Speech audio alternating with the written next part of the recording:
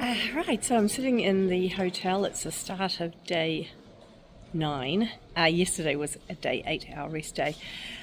We went to the Mo Goan caves, which were spectacular. It's a major tourist operation now, but it would have been quite great. It would have been good to have seen in some of the caves that weren't open to the public, and maybe when we organise another trip down here, I find a way to get us through some of those.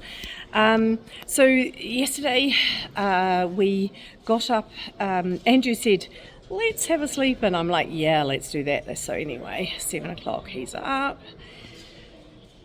Anyhow, that's a sleep in when you're normally getting up at 6:30, I suppose.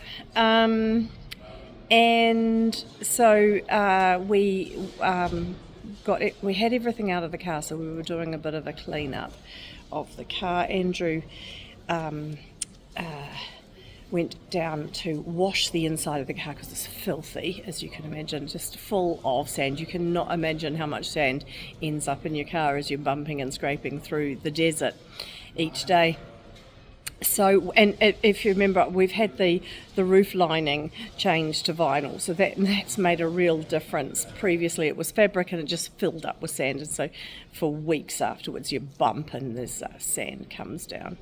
So we had a sort of bit of a tidy up day. We'd picked Eleanor up from the mechanics first thing, and they've done a great job tightening up the brakes and the handbrake and just basically just tightening everything up and making sure everything was good. And that was money well spent because we needed a day where we weren't underneath the car. Lots of people are underneath their cars, but we needed to not be underneath our car. So, bit of a tidy up.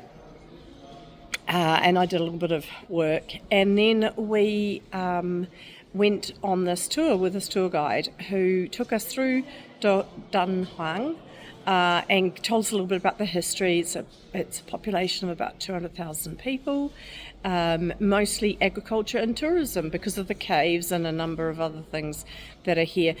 Dunhuang is the end of the Great Wall. So there's quite a lot of sort of important history that focuses in on this area. So she was telling us all about that, and we were interested in the fruit and vegetables and things that were grown here.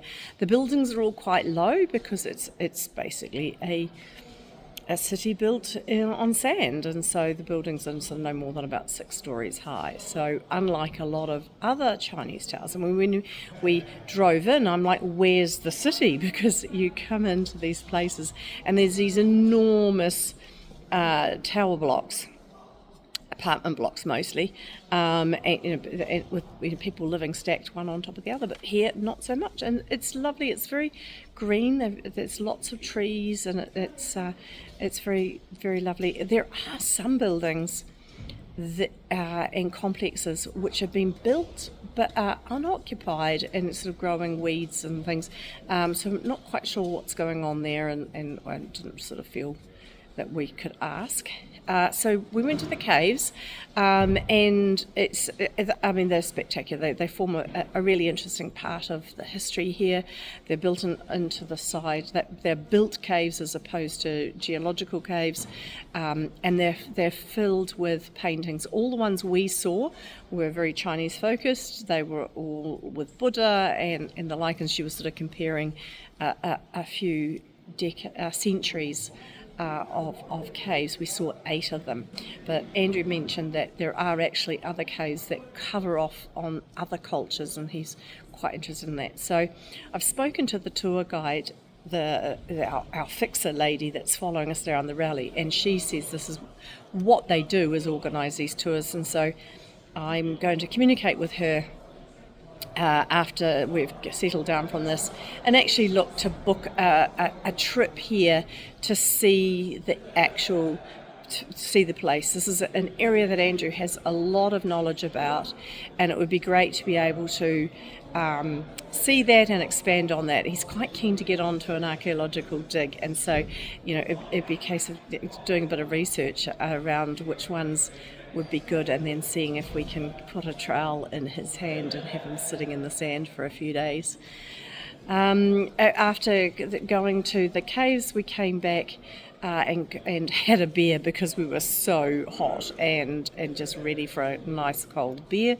And then we popped on the bus and went into the night market, which was fantastic. And I've got videos of that, so I'll pop those up too. It was mostly trinkets and food and things, but it's just interesting. Despite the fact that we're in China, and sometimes when you go to these markets, that no matter where you are in the world, they're just full of Chinese plastic junk. These were actually much more handcrafted and very local. So that was quite interesting. I got a scarf, silk scarf for a price that I was very happy to pay. We looked at getting Andrew another one of our collection of bracelets, but it was.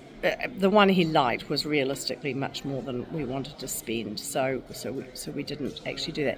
And then we actually got some dried fruit for the car, some apricots, apples, and dates.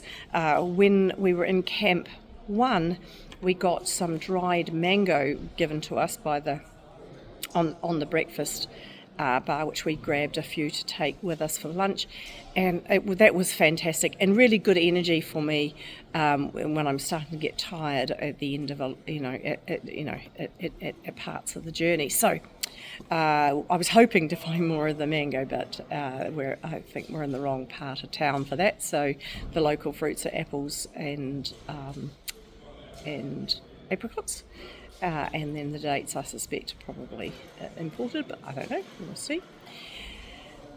So we came back here, and then dinner was a barbecue outside, and they did a cultural display for us. I have a little bit of video of that for you as well.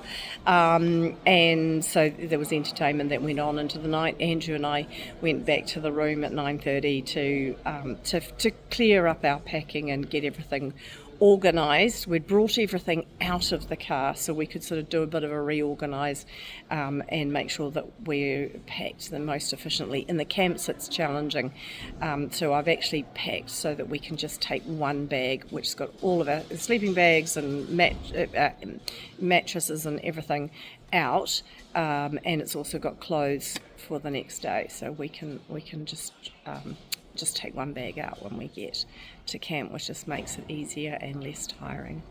So today's another day that includes obviously a bit more desert because we're going to another camp.